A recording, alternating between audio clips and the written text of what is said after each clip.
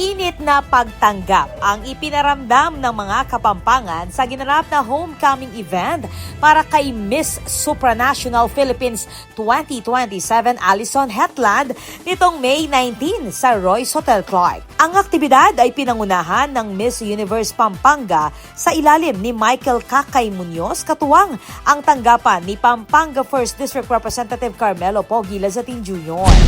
So this is not the end for you, but instead, we will come back to claim the universe. In New Year's time, of course, but momentarily, the Supra stage awaits, but we'll definitely get that universe crown. Not only for Pampanga, but for the entire Philippines to see this beauty is such world class.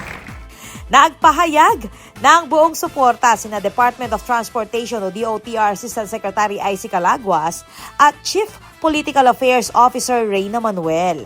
Sinabi ni Calaguas na inspirasyon si Hetland sa mga kabataang Kapampangan dahil sa kanyang determinasyon at dedikasyon. I offer my sincerest congratulations to Alison, but more than that, I want to say thank you.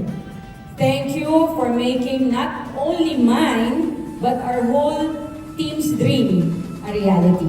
Proud na proud po si Congressman Lazatin at ang buong Angeles City sa iyo at ang buong Pampanga. Luwid ka, Miss Alison. Luwid dyan po yung Primera Distrito ng Pampanga. Maya pabengi po kayo. Dumalo rin at nagpahayag ng suporta ang provincial government ng Pampanga sa pamamagitan ng Arts, Culture and Tourism Office of Pampanga. Pampanga has given and supported Alison in such a way na talagang hindi lamang niya ito mafe-feel, mararamdaman, kundi ng buong team at ng buong supporters niya. Tayo naman hanggang dulo, tutulungan at susuportahan pa natin siya dahil next year, hindi lamang Pampanga ang kanyang i-represent, kundi buong Pilipinas na sa Poland this coming July 2027. Maging si Board Member Kay Nagit na naging chairperson ng Mutyaning Kapampangan 2025 kung saan nasungkit ni Hetland ang corona, full support sa pambato ng Pilipinas sa supranational. So masaya lang po ako bilang chairperson po ng Mutyaning Kapampangan noon na through pageant, mas nakikilala po yung province natin. Yung standards po natin, tumataas siya.